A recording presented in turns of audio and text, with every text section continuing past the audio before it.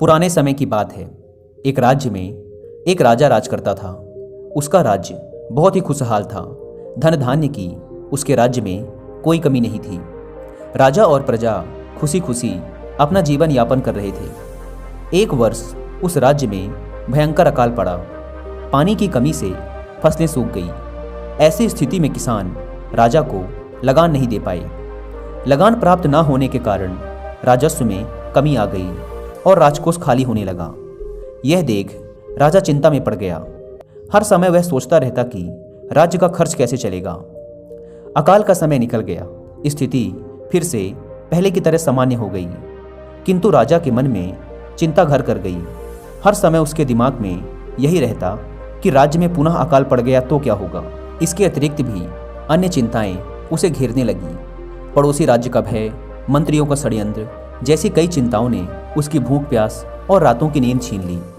वह अपनी इस हालत से बहुत परेशान था, किंतु जब भी वह राजमहल के माली को देखता तो आश्चर्य में पड़ जाता। दिन भर मेहनत करने के बाद वह शाम को रूखी सूखी रोटी बनाकर खाता और पेड़ के नीचे बड़े मजे से सोता। कई बार राजा को उससे जलन होने लगी थी। एक दिन राजा के दरबार में एक सिद्ध साधु पधारे। राजा ने अपनी समस्या साधु को बताई और उसे दूर करने का सुझाव मांगा। साधु राजा की समस्या अच्छी तरह समझ गए थे। वे बोले, राजन, तुम्हारी चिंता की जड़ राजपाट है। अपना राजपाट पुत्र को देकर चिंता मुक्त हो जाओ। इस पर राजा बोला, गुरुवर, मेरा पुत्र मात्र 5 वर्ष का है। वह अबोध बालक राजपाट कैसे संभालेगा?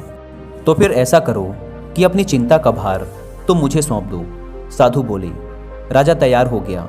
उसने अपना राजपाट साधु को सौंप दिया। इसके बाद साधु ने पूछा, अब तुम क्या करोगे? राजा बोला, सोचता हूं कि अब कोई व्यवसाय कर लूं, लेकिन उसके लिए धन की व्यवस्था कैसे करोगे? अब तो राजपाट मेरा है, राजकोष के धन पर भी मेरा अधिकार है। साधु बोले, तो मैं कोई नौकरी कर लूंगा। राजा ने उत्तर दिया, ये ठीक है, लेकिन यदि तुम्हें नौकरी ही करनी है तो कहीं और जाने की आवश्यकता नहीं, यही नौकरी कर लो। मैं तो साधु हूँ, मैं अपनी कुटिया में ही रहूँगा। राजमहल में ही रहकर मेरी ओर से तुम ये राजपाट संभालना। राजा ने साधु की बात मान ली और साधु की नौकरी करते हुए राजपाट संभालने लगा। साधु अपनी कुटिया में चले गए। कुछ दिन बाद साधु पुनः राजमहल आए और राजा से भेंट कर पूछा, कहो राजन, अब तुम्हें भूख लगती है या नहीं, और तुम्हारी नींद का क्या हाल है? गुरुवर, अब तो मैं खूब खाता हूँ और गहरी नींद सोता हूँ। पहले भी मैं राजपाट का कार्य करता था, अब भी करता हूँ, फिर ये परिवर्तन कैसे?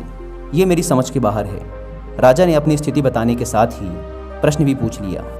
साधु मुस्कुराते हुए बोले, राजन, पहले तुमने काम को बोझ बना लिया था और उस बोझ को हर समय अपने मस्तिष्क पर ढोया करते थे, किंतु राजपाट मुझे सौंपने के उपरांत तुम समस्त कार्य अपना कर्तव्य समझकर करते हो, इसलिए तुम चिंता मुक्त हो। तो दोस्तों, इस कहानी की सीख ये है कि जीवन में हम चाहे जो भी कार्य करें उसे अपना कर्तव्य समझकर करें, ना कि बोझ समझकर। यही चिंता से दूर रहने का तरीका है।